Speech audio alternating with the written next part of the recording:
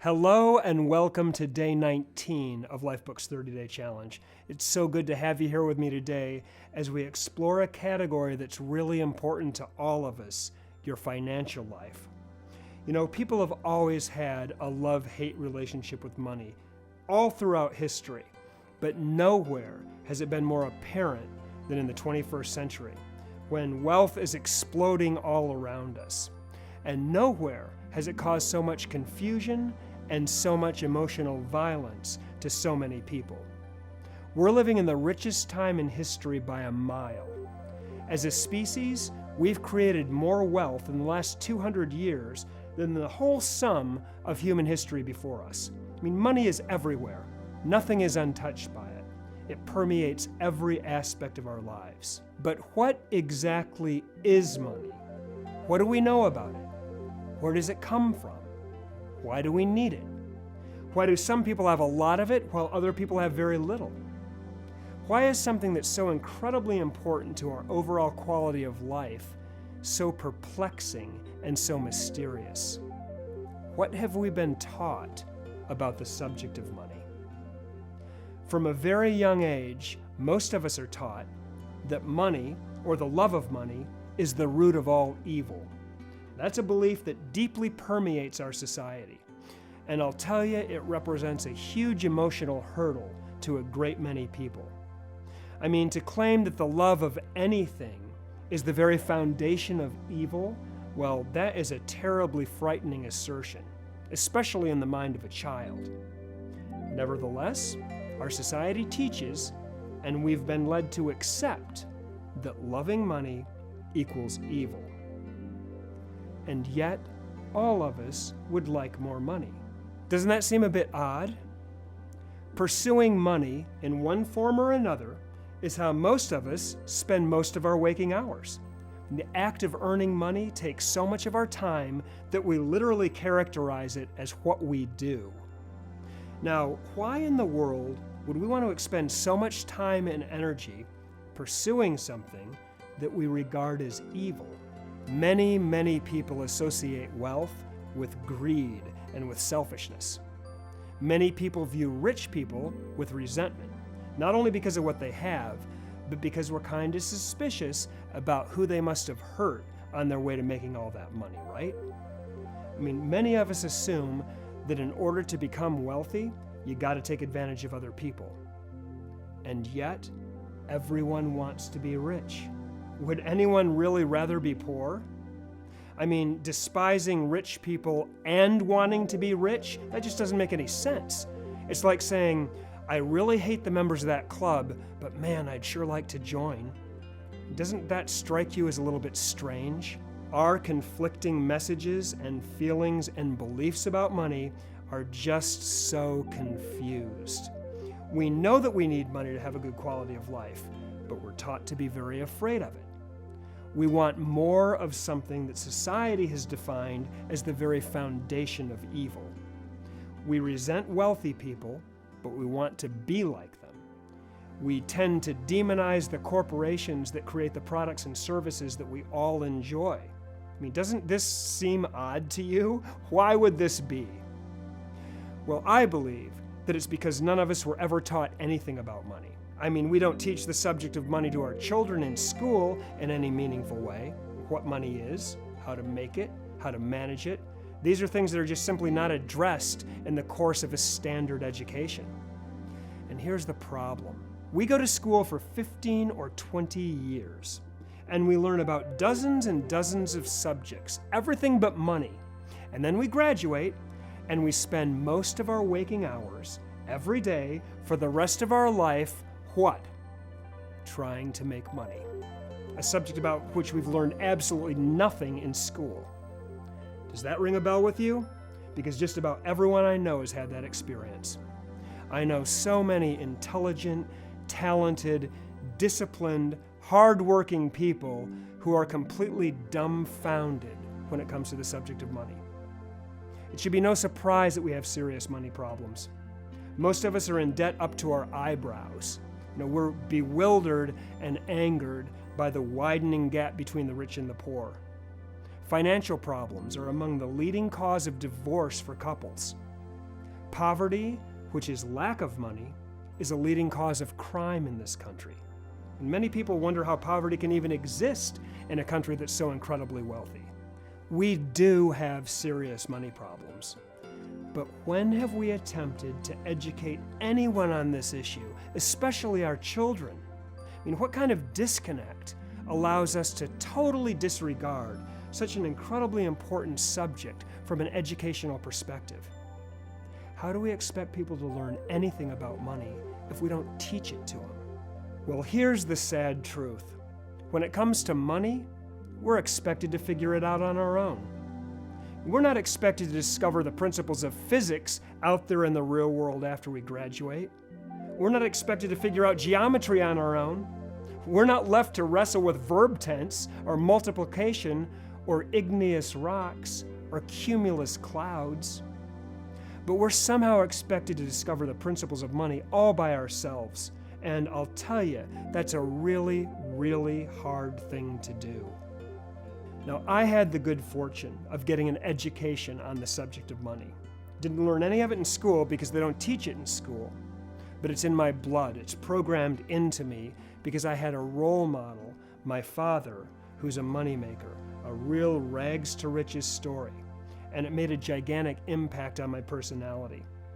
I saw how to create wealth firsthand, the entire process, and then I did it myself. When I was a kid, I thought that what you were supposed to do when you grew up was to find something that you're really good at and then nurture and expand those talents. Work hard to discover how to use your talents to make the lives of the people around you happier or more beautiful or safer or better somehow, and not only get wealthy doing it, but gain a whole lot of personal fulfillment along the way. And you know what? I still do. I'd like to share a clip from the Lifebook program with you right now that talks about my beliefs about money.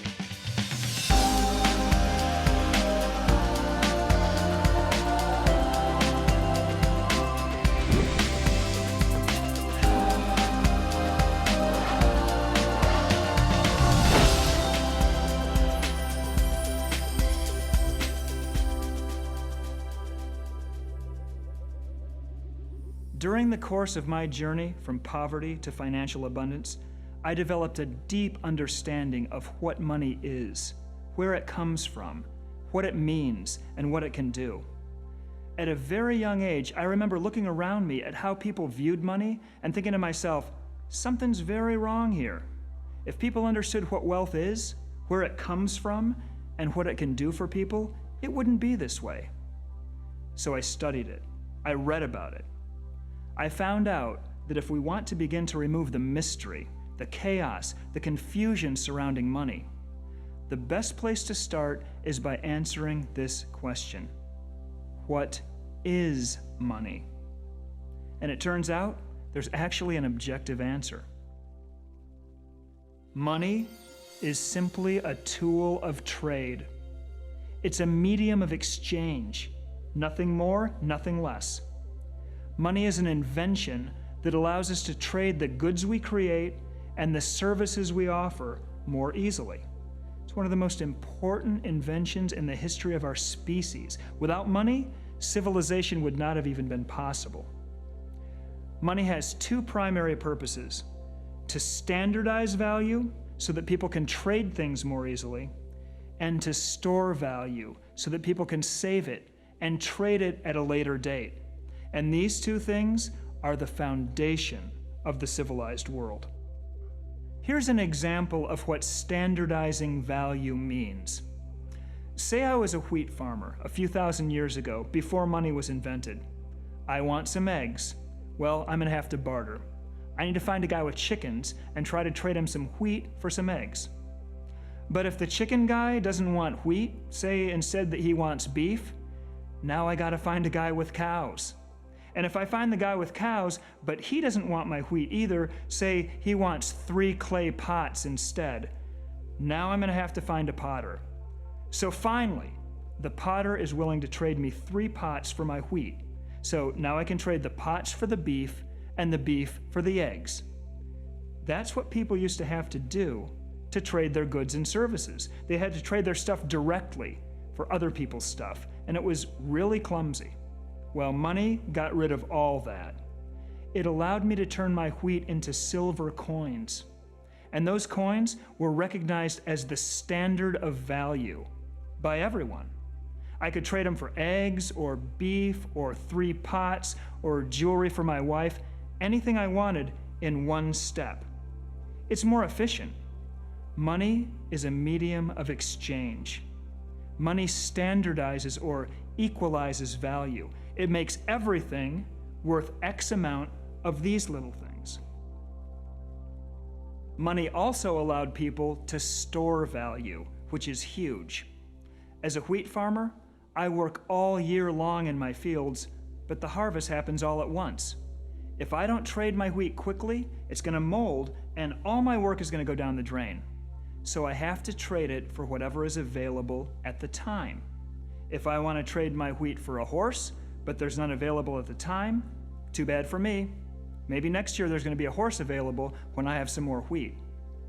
Money changed all that too. With money, I can turn my wheat into coins. And then I can trade those coins not only for what I want, but when I want. I can wait a month. I can wait a year. I can even pass that money on to my children. Money allowed people to save. And what is it that we're saving? What's in there? Our productive accomplishments, our hard work. Money is stored energy. Your work, your sweat, your thinking, your talents are in there. You traded those things for these things. Today, we use paper money. In America, we use dollars. Dollars are pieces of paper printed by the government. By themselves, they're worthless. You can't eat them, you can't live in them, you can't do anything with them other than what they were invented for: trade, products, and services. It's not the dollars themselves that have worth. It's only what the dollars represent. Now, why is this important to understand? Stop chasing those pieces of paper and focus on what they represent, and you'll find out. Money represents the very best things that people have to offer each other, the goods and the services that people produce. With money, people can easily exchange their work, their talents, their skills, the very best that's inside of themselves for the best that's inside of others. Money is quite literally a symbol of human productivity and achievement. It represents all the good things that we create for each other. Today, we trade our work for money, which we then use to trade for the work of other people. Steven Spielberg, his work is to make movies, and the rest of us go to work and we trade our various talents and skills for money, and then we trade a small part of what we've earned to Steven Spielberg's company so that we can enjoy an evening's entertainment. The value Bill Gates has created is software that's changed the way that people live, and he's wealthy because he's positively affected the lives of literally billions of people in a profound way. A doctor, a teacher, a lawyer, a janitor, they all provide valuable services to other people. They exchange those services for money so they can acquire the valuable services of others. You trade your work for money, and the better you are at what you do, the more valuable you become, the more money you can trade your work for. Money is a symbol of the best that people have to offer each other. Do I love money? Well, if you mean, do I love little green pieces of paper with pictures of dead presidents on them, the answer is no, not really. But if you mean, do I love what money represents, what it means, and what it can do, the answer is absolutely. Anyone who has collecting those little pieces of paper at the center of their life's aspirations, to me, is way missing the point. If you want to enrich yourself, stop concentrating on those pieces of paper and start concentrating on the value that you can contribute to the people around you.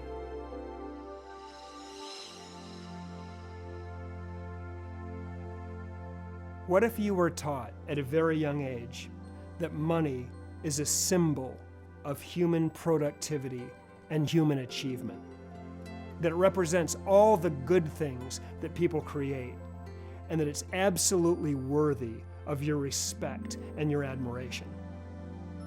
What if you've been taught that the love of money is really the love of the human mind, of production, of progress, of freedom, that it's actually the love of humanity?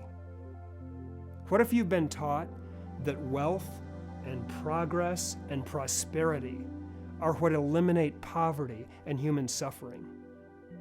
That making money equals not some sort of spiritual defect, but the highest form of contribution?